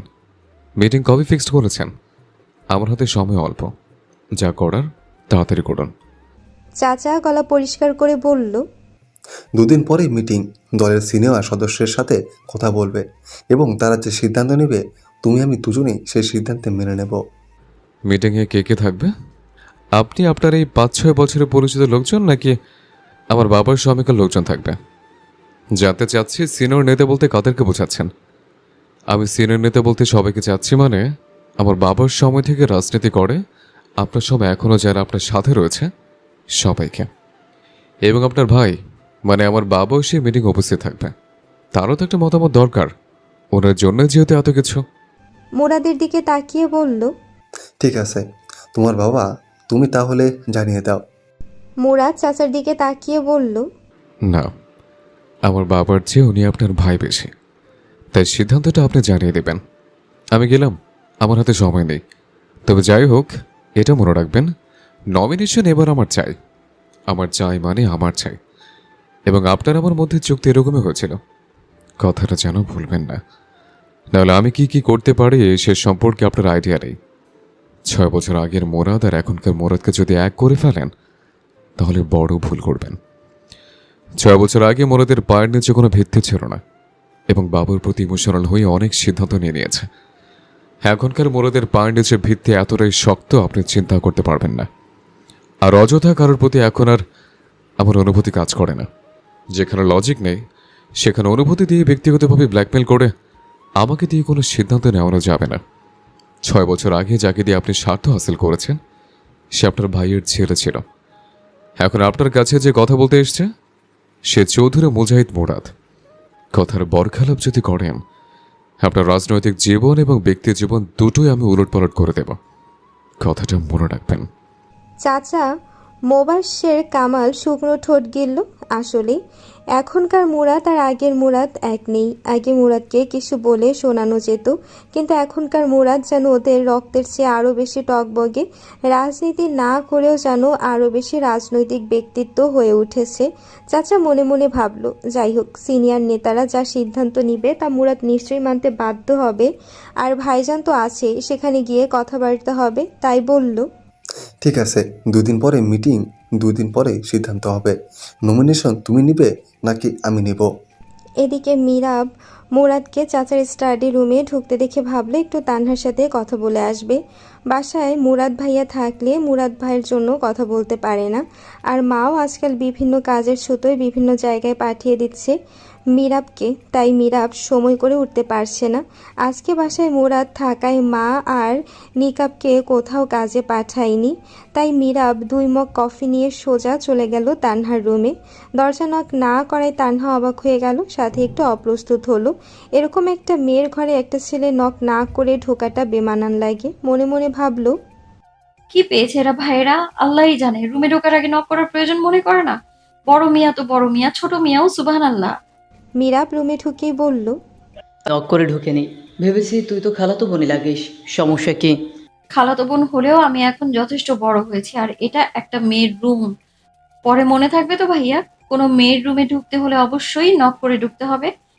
সরি, ভুল হয়ে গেছে। আসলে নক করে ঢোকা উচিত ছিল। কে কখন কোন অবস্থায় থাকে বলা তো যায় না। তানহার দিকে তাকিয়ে কথাটা বলল মিরাব। তারপর তানহার দিকে কফির 1 মগ এগিয়ে দিয়ে বলল, নেখা, আজকে দুজন একসাথে বসে কফি খাবো। তানহারও মেজাজ গরম ছিল, যার জন্য মাথা ব্যথা করছিল, তাই চুপচাপ কফির মগটি হাতে নিয়ে 1 চুমুক দিল। মিরাব বলল, কি অবস্থা? কলেজে লেখাপড়ার কি খবর? তানহা ভদ্রতা সূচক বলল, এই তো ভাইয়া ভালো, সামনে এসএসসি পরীক্ষা, আর বেশি দিন নেই, হয়তো 1 মাস বাকি। দোয়া করবেন যেন ভালো করে পরীক্ষা দিয়ে ইউনিভার্সিটিতে ভর্তি হতে পারি, ঢাকা ইউনিভার্সিটিতে যেন চান্স পাই। মিরাব বলল, অবশ্যই মন থেকে দোয়া করলাম, ভালোভাবে লেখাপড়া কর যেন ঢাকা ইউনিভার্সিটিতে চান্স পাও, রেজাল্ট যেন ভালো হয়। এদিকে নিচে কথা বলছিল তারমিম শেখ ও সুলতানা শিরিন। 2 বোন কথা বলছে সংসারের বিভিন্ন টুকিটাকি বিষয় নিয়ে। হঠাৎ সুলতানা শিরিন একটু তারমিম শেখকে বাজিয়ে দেখার জন্য কথা তুলল তানহার বিয়ে নিয়ে। কখন বিয়ে দেওয়ার ইচ্ছে আছে বা কী অবস্থা, তানহার বিয়ে নিয়ে তার বোন কী ভাবে, বা তানহার কোথাও বিয়ে ঠিক করে রেখেছে কিনা তানহার বাবা, সব কিছু জানতে চাচ্ছে, কারণ জানাটা জরুরি, ভবিষ্যতে যে কোনো সমস্যা না হয় সেজন্য। ছেলেকে ভালো করেই চেনে, যত ঝামেলায় থাকুক তানহাকে চাই মানে চাই। সুলতানা শিরিন হালকা কেশে তারমিমের দিকে তাকিয়ে বলল, তা তানহা তো বড় হচ্ছে, 18 বছর পার হয়ে গেছে। বিয়ের কি অবস্থা, কি চিন্তা ভাবনা করলি? এখনই বিয়ে দিবি নাকি 6 মাস 1 বছর পর আস্তে আস্তে দেখে দিবি? তারমিম শেখ বলল, ভালো পাত্র পেলে এখন দিতে সমস্যা নেই, তবে যেখানেই দেই পড়াশোনা শেষ করতে হবে। ওর বাবার খুব শখ তানহা নিজের পায়ে দাঁড়াবে, কিছু করবে জীবনে। সুলতানা শিরিন আবার জিজ্ঞেস করল, তো ওর জন্য কেমন ছেলে পছন্দ তোর? তারমিম শেখ খুবই ইনোসেন্টভাবে বলল, মুরাদের মতো ছেলে পছন্দ। উনি সরল মনে ভাইগনাকে পছন্দ, তাই সেই হিসেবে বলল। মুরাদ দেখতে শুনতে যথেষ্ট লম্বা চওড়া সুন্দর এবং ভদ্র মর্জিত ছেলে, অ্যাটলিস্ট খালার চোখে তাই। যদিও মুরাদের মুখ এখনও খালা শোনেনি, কি অবস্থা হবে পাঠিকারা চিন্তা করেন। মুরাদ যেমন পরিবারের সবার প্রতি কেয়ারিং দেখেছো, তানহাকে ছোট বোনের মতো কত আদর করছে, কত ভালোবাসছে। ওর স্বামীটাও যদি এরকম হতো, একটিমাত্র মেয়ে আমার, তাহলে আমার মনটা একটু শান্তি পেত আপা। সুলতানা শিরিন তারমিমকে দেখে বলল, মুরাদ যদি অবিবাহিত হতো তাহলে কি মুরাদের কাছে বিয়ে দিতি? তামিম শেখ হঠাৎ এই প্রশ্ন করায় মুহূর্তে থমকে গেল। তারপর বড় আপার দিকে তাকিয়ে মুচকি হেসে বলল, দিতাম মানে মুরাদকে আমার খুবই পছন্দ। ও যদি বিবাহিত হতো আর 1 বাচ্চার বাপ না হতো, বয়স আমি দেখতামই না, ওর গলায় আমার মেয়েকে ঝুলিয়ে দিতাম। আর এমন শ্বশুরবাড়ি কই পেতাম? আমার মেয়ে কিছু পারুক আর না পারুক, জামাই কোলে নিয়ে সারাদিন নাচবে। খালাতো বোনকে যেভাবে কোলে নিয়ে টেক কেয়ার করছে, বউ হলে নিশ্চয়ই। হঠাৎ থেমে গেল তারমিম শেখ। আপা, এত বছর পর মুরাদ বিদেশ থেকে আসলো, বউকে বাচ্চাকে যেভাবে সময় দেওয়া দরকার বা যতটুকু ভালোবাসা দরকার সেরকম কিছুই করছে না। তানহা ওর খালাতো বোন, ওর প্রতি এত কেয়ার, আমাদের প্রতি এত কেয়ার, অথচ মধুরিমাকে দেখো সারাদিন একা একা ঘুরছে। বাচ্চাটার প্রতিও তেমন কোনো কেয়ার নেই, হয়তো একটু চকলেট এনে দিল বা আইসক্রিম এনে দিল। কেমন যেন পরপর একটা ভাব আপা। ওদের দুজনকে আমি কথাই বলতে দেখিনি, 2 দিন হলো এসেছি। স্বামী স্ত্রীর মতো কোনো সম্পর্কই দেখি না, কোনো কথাবার্তা নেই, মধুর কোনো খুনসুটি নেই, কোনো রাগ নেই, অভিমান নেই, যেন দুজন দুজনকে চিনেই না এমন একটা ভাব। আর মুরাদ তো এমন ভাব করে যেন মধুরিমার কোনো অস্তিত্বই নেই ওর সামনে। সুলতানা শিরিন থমকে গেল। তার মিম শেখ এত কিছু অবজার্ভ করেছে, অথচ মা হয়েও এত বছরে এই প্রশ্নগুলো তার মাথায় আসেনি। না, আর দেরি করবে না। ছেলে অনেক বছর কষ্ট করেছে, যেহেতু ও মধুরিমাকে ভালোবাসেই না, এরকম একটা সম্পর্কে জোর করে ছেলেকে সারা জীবন ধুকে ধুকে মরতে দিবে না। অনেক হয়েছে ওর বাবার জেদ। এমনিও এই বিয়েতে রাজি ছিল না সুলতানা শিরিন। মধুরিমাকে কখনোই ওনার বউ হিসেবে পছন্দ ছিল না, কারণ মধুরিমার অহংকার এবং উগ্র চলাফেরা কোনো কালেই পছন্দ ছিল না সুলতানা শিরিনের। শুধু ভেবেছে বাবা রাজি, ছেলে রাজি, তাই সবাই রাজি হলে উনি আর রাজি না হয়ে কি করবে? যে সংসার করবে সেই যখন রাজি। এখন যখন দেখছে 6টা বছর ছেলে কখনোই মধুরিমার কাছে আসতে চায়নি, এখন পর্যন্ত মধুরিমার সাথে কথা বলে না, হয়তো ওদের মধ্যে কোনো ভালো সাংসারিক বনিবনা নেই, যেরকম স্বামী স্ত্রীর থাকে। এবার ছেলের সুখের জন্য যা করার লাগে তাই করবে সুলতানা শিরিন। প্রয়োজন হলে তানহার বাবার হাতে পায়ে ধরবে, ছোট বোনের হাতে পায়ে ধরবে, কিন্তু তানহাকে তার ছেলের জন্য চাই, তার ছেলের সুখ চাই, আর কিছু না। মনে মনে ভাবলো সুলতানা শিরিন। এদিকে চাচার সাথে কথা বলা শেষ করে উপরে চলে এসেছে। তানহার রুমের দরজা হালকা ভিড়ানো থেকে নক না করেই ঢুকবে এমন সময় কথা কানে আসলো মীরাবের। নিকাব হাসছে, কথা বলছে, আর তানহা কফিতে চুমুক দিয়ে কথা বলছে। দৃশ্যটি চোখে বিষের মতো মনে হলো মুরাদের। এক মুহূর্ত যেন সহ্য হলো না, সাথে সাথে মুরাদ রুমে ঢুকলো। রুমে ঢুকে বলল, মিরাব, রুম থেকে একটু যা, আমার কাজ আছে তানহার সাথে। মীরাব হঠাৎ অবাক হয়ে গেল। ভাই ভেতরে ঢুকে বলছে কাজ আছে, তাও মীরাবকে বাইরে যেতে বলছে। একা তানহার সাথে কি কাজ থাকতে পারে ভাইয়ার? মুরাদ এই মুহূর্তে মীরাবের সাথে কোনো তর্ক বা ঝামেলা চাইল না, তাই বলল, ওর কলেজের ব্যাপারে একটা ফাংশনে আমার দাওয়াত আছে, তো ওর সাথে একটু ডিসকাস করবো, তো এখন একটু যা। মীরাব বুঝলো, কারণ মীরাব জানে সামনে ওদের একটি বিদায় অনুষ্ঠান, সেখানে কিছু রাজনৈতিক নেতাদের ইনভাইট করা হবে। ভাই যেহেতু রাজনীতি করবে, তাই আগে থেকেই হয়তো সেই নেতাদের সাথে প্রোগ্রামে যাবে। তাই মীরাব বলল, ঠিক আছে ভাইয়া, তুমি আলোচনা করো, আমি এখন আসছি। তানহার কাছ থেকে বিদায় নিয়ে মীরাব সুন্দর মতো রুম থেকে বাহিরে বের হয়ে গেল। এদিকে তানহা ভয় পাচ্ছে, না জানি কি লঙ্কাকাণ্ড করে ফেলে লোকটি। আগে বলেছিল কেউ যেন ওর রুমে ঢুকতে না পারে। আজ তো এসে দুজনে একে হেসে হেসে কফি খেতে দেখেছে। এদিকে মুরাদ রাগী চোখে তাকিয়ে আছে তানহার দিকে। মুরাদকে এভাবে রাগী চোখে তাকাতে দেখে তানহার ভয়ে চুপ হয়ে গেল। জানে মুরাদ অনেক রেগে আছে, যেহেতু দেখেছে মীরাব এবং তানহা হেসে হেসে একা রুমে কথা বলছিল, তাই রেগে আছে। কিন্তু তানহা ওনাকে পরোয়াই করে না। দেখলে দেখো, না দেখলে নাই, কিন্তু ভয় পাচ্ছে রুমে একা, সেই জন্য। তানহা কোনোভাবেই মুরাদের কাছে কৈফিয়ত দিতে রাজি নয়, কিন্তু সমস্যা হলো লোকটা লজিক্যাল কথা বোঝে না, সব সময় অযৌক্তিকভাবে সব সিদ্ধান্ত চাপিয়ে দেয়। তানহা কোনো মতে ধীরে ধীরে বিছানা থেকে উঠে কফির মগটা সাইড টেবিলে রেখে মুরাদকে পাশ কাটিয়ে রুম থেকে বের হয়ে যেতে চাইল। তার আগে মুরাদ খপ করে তানহার হাত ধরে ফেলল। হাত ধরেই হাঁচকা টানে তানহাকে নিজের বুকের উপর ফেলে তানহার চোয়াল হাত দিয়ে শক্ত করে ধরে বলল, কি বলেছিলাম তোকে? কথা কানা যায় না বেয়াদব মেয়ে, বলছি না আমাকে ছাড়া কেউ যেন এই রুমে না আসে। দাঁত কিরমিরিয়ে বলল মুরাদ।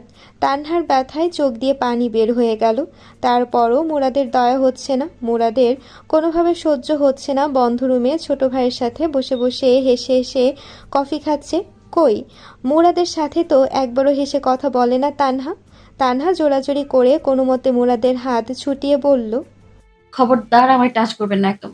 আপনার ওই নোংরা হাত দিয়ে একদম ছুবেন না আমায়। আপনি কে আমার কাছে জবাব চাওয়ার? আপনার কাছে আমি কেন কৈফিয়ত দেব? আমার যা ইচ্ছে আমি তাই করব, যার সাথে ইচ্ছা হয় কথা বলবো, মন চাইলে প্রেম করব, মন চাইলে ঘুরে বেড়াবো, যা মন চাইবে তাই করব, মন চাইলে রুমে জড়িয়ে ধরে শুয়ে থাকবো। আপনি আমার কাছে জবাব চাওয়ার কেউ নন। কথাগুলোর আগের মাথায় হিসিয়ে বলল তানহা। মুরাদ আবার এসে তানহাকে নিজের সাথে চেপে ধরে দুই হাত দিয়ে গাল চেপে ধরে বলল, আমি কেউ না জবাব চাওয়ার, তোর ভাতার লাগে।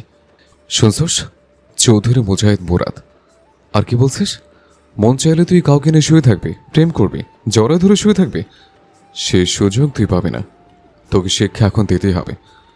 ভেবেছিলাম তোকে পরে ধরবো না, তোকে আগে ধরবো, শিক্ষা দিব, তারপর অন্য সব কাজ। বলেই তানহাকে এক ধাক্কায় বিছানায় ফেলে দিল মুরাদ। বিছানায় ফেলে দিতেই তানহা অবাক হয়ে গেল। কোমরের আগে থেকে ব্যথা ছিল, আরও একটু ব্যথা পেয়েছে। চোখ মুখ কুঁচকে গেল তানহার। পরক্ষণে তাকিয়ে দেখলো মুরাদ হাতের বোতাম খুলছে, গলার দিকের বোতাম খুলছে, শার্ট খোলার ট্রাই করছে। তানহা ঘাবড়ে গেল, বিছানায় পা উঠিয়ে আর একটু পিছিয়ে গিয়ে বলল, কি করছেন আপনি? এসব কি করছেন? আপনি এখন আমার রুম থেকে বেরোন, না হলে কিন্তু আমি চিৎকার শুরু করব। মুরাদ ফুঁসতে ফুঁসতে বলল, ডাক, তোর কোন বাপকে ডাকবি, কোন মাকে ডাকবি? ডাক। কারো বাবার গায়ের জোর আমার বাড়িতে এসে আমার রুমে ঢুকে আমাকে কোন কাজে বাধা দেবে? তানহা ভয় পেয়ে গেল, চিৎকার করবে। ঠিক সেরকম মুহূর্তে মুরাদ শার্ট খুলে তানহার উপরে শরীরের অর্ধেক ভার ছেড়ে দিয়ে তানহার মুখ চেপে ধরে তারপর বলল, কাকে ডাকবি ডাক। এখন যদি কিছু করি তোর বাঁচাবে কে? কারে নিয়ে শুয়ে থাকবি? কারে নিয়ে জ্বরে ধরে থাকবি? বল, লাশ নিয়ে শুয়ে থাকবি? হ্যাঁ, আজকে তোকে আমি শোয়ার মজা দেখে দিছি। খুব শখ শোয়ার, তাই না? শখ মিটাবো আজকে। যত ইচ্ছা চিৎকার কর। আবার কি ভালো মানুষ মনে করছিলি? হ্যাঁ, আমি ভারতের সাথে ভালো, খারাপের সাথে খারাপ। তোরে যথেষ্ট সুন্দর করে বোঝানোর চেষ্টা করছি, তুই বোঝার চেষ্টা করতেছিস না। বারবার বলছি আমার অনুমতি ছাড়া তোর রুমে কোনো পরপুরুষ ঢুকতে পারবে না। আমার ভাই হোক, বাপ হোক, যেই হোক না কেন, ঢুকলো কেন? না করলি না কেন? আর তার সাথে তুই হেসে হেসে কথা বললি কেন? আমার সাথে হেসে কথা বলিস না? ভাতার ভালো লাগে না? লাং ভালো লাগে? তানহা কোনো মতে মুরাদের হাত সরিয়ে বলল, কিসের বারবার এমন কি বলছেন আপনি? হ্যাঁ, কে আপনি? খালাতো ভাই হন, খালাতো ভাইয়ের মতো থাকবেন। পছন্দ হলেই, মন চাইলেই কেউ জামাই হয় না। সরুন আমার উপর থেকে, না হলে আমি এক্ষুনি চিৎকার করব। ব্যথা পাচ্ছি আমি, সরুন উপর থেকে। ব্যথা লাগছে তাই না? ব্যথা তোকে দিয়েছে এখনো? এখন তুই বুঝবি ব্যথা কাকে বলে। সাথে সাথে মুরাদ তানহার ঠোঁটে ঠোঁট লাগিয়ে দিল। এক হাত দিয়ে তানহার দুই হাত বিছানায় চেপে ধরল, আরেক হাত দিয়ে ধরল তানহার চোয়াল। এ যেন চুমুর কোমল স্পর্শ নয়, শুরু হলো অমানবিক অত্যাচার তানহার ঠোঁটের উপর। তানহার ঠোঁটে পাগলের মতো চুমু খাচ্ছে এবং কামড়াচ্ছে মুরাদ, যেন মনের যত ক্ষোভ তানহার ঠোঁটের উপরে উগড়ে দিচ্ছে মুরাদ। ব্যথায় তানহার চোখ মুখ কুঁচকে গেল, চোখ দিয়ে পানি বের হয়ে গেল। মুরাদ এক হাতে তানহার চোখের পানি স্পর্শ লাগতে ধীরে ধীরে চুমুর বেগ কোমল থেকে কোমল হতে লাগলো, যেন এখন সমস্ত ক্ষোভ শেষ হয়ে গিয়েছে মুরাদের। কামড়ের স্থানে বারবার আদর করে দিতে লাগলো মুরাদ ঠোঁটের স্পর্শে। তানহা ফুপিয়ে ফুপিয়ে কেঁদে উঠল। মুরাদ ঠোঁট ছেড়ে তাকালো তানহার ঠোঁটের দিকে, লাল কালচে হয়ে গেছে। মনে মনে খুব খারাপ লাগলো, আফসোস হতে লাগলো মুরাদের। কেন আর একটা মিনিট রাগ সংবরণ করলো না মুরাদ? মুখটা একটু তুলে তানহার চোখের পানি মুছে দিয়ে কামড়ের জায়গায় আবার কোমল স্পর্শে চুমু খেতে লাগলো মুরাদ। তানহা আর কোনো ছোটাছুটি করলো না, ব্যথায় কুঁকড়ে গিয়েছে মেয়েটি। চোখ বেয়ে বেয়ে নোনা জল পড়ছে। মুরাদ এক হাত দিয়ে চোখের পানি মুছে দিচ্ছে আর মাঝে মাঝে ঠোঁট দিয়ে স্পর্শ করছে, ছোট ছোট চুমু খাচ্ছে তানহার ঠোঁটে। কিছুক্ষণ পর বলল, খুব ব্যথা করছে? বলেছিলাম কথা শুনিস না কেন? রাগালি কেন আমাকে? কথা না শুনলে এমনই হবে। এর জন্য আমি অনুতপ্ত নই। ব্যথাটা একটু বেশি পেয়েছিস, তাই সরি। পরের বার খেয়াল রাখবো যেন কম ব্যথা পাস। তানহার কান্না কোনোভাবেই থামছে না, চোখ খুলছে না, সমানে ফুপিয়ে ফুপিয়ে কান্না করে যাচ্ছে। মুরাদ বিছানায় উঠে বসে তানহাকে বুকের সাথে লাগিয়ে তানহার গালে আস্তে আস্তে চাপড় দিয়ে বলল, কি হয়েছে? সরি বলেছি তো। তানহার কথা বলার কোনো ইচ্ছে বা রুচি কিছুই নেই। কোনোভাবেই এই লোকের জোড়াজুড়িতে পারছে না, কাউকে বলতেও পারছে না। আজ যা হয়েছে তা কোনোভাবে মেনে নেওয়া যায় না। তানহার ভেতরে ভেতরে খুব রাগ হচ্ছে, রাগে ফুঁসছে, চোখ দিয়ে টপ টপ করে পানি পড়ছে, কিন্তু মুখ দিয়ে একটা কথাও বলছে না। এদিকে মুরাদ তানহাকে ধরে কানের কাছে ফিসফিস করে বলল, তুই যদি এখন না উঠিস আমি কিন্তু এই সুযোগের সদ্য ব্যবহার করে ফেলবো। কথাটি শুনেই তানহা চট করে চোখ খুলল, তারপর মুরাদকে ধাক্কা দিয়ে সরিয়ে বলল, অসভ্য লোক, জানোয়ার লোক। এভাবে কেউ কোনোদিনও মেয়েদের সাথে আচরণ করে? আমিও না আপনার ছোট খালাতো বোন। আপনার না বউ আছে, বাচ্চা আছে। কামড়ে কামড়ে কি করেছেন আমার ঠোঁট? অসভ্য জানোয়ার লোক কোথাকার। আপনার রুচি হয় কি করে এমনটা করার? কেন এমন করেছেন আপনি? অনৈতিক কুৎসিত সম্পর্কে আমার জড়াচ্ছেন কেন এরকম? আপনি কিভাবে পারেন এইসব করতে? একটা মেয়েকে আপনার প্রস্তাবে রাজি হচ্ছে না যে আত্মসম্মান বোধ কি এতটুকুও থাকবে না একটা মেয়ের? হ্যাঁ, আমি সহজে মুখ দেখাবো কি করে? আমি আজকে বাইরে যাব, মানুষ দেখলে কি বলবে আমায়? অসভ্য জানোয়ার লোক, জবাব দিন আমায়। মুরাদ তানহার দিকে এক দৃষ্টিতে তাকিয়ে রইল। তানহা বকাবকি করছে কিন্তু মুরাদের একটুও খারাপ লাগছে না, কেমন হাজব্যান্ড ওয়াইফ ফিল আসছে। তারপর তানহাকে জোরে জড়িয়ে ধরে বলল, কোনো অনৈতিক কোনো কুৎসিত সম্পর্কে জড়াইনি আমি। যখন সময় হবে তখন বলবো। আর এভাবে কাঁদলে আমার আরও আদর করতে ইচ্ছে করে। কান্না থামা, বাড়ির সবাই শুনলে ভাববে অনেক কিছু হয়ে গেছে। একবার যদি সবাই মনে করে যা হবার হয়ে গেছে, তাহলে তো জানিসই মুসলমানদের 4টা বিয়ে করা জায়েজ। আমি তোকে বিয়ে করেই ফেলবো। আমিও সুযোগ বুঝে স্বীকার করে নেব আমাদের মধ্যে সব কিছু হয়ে গেছে।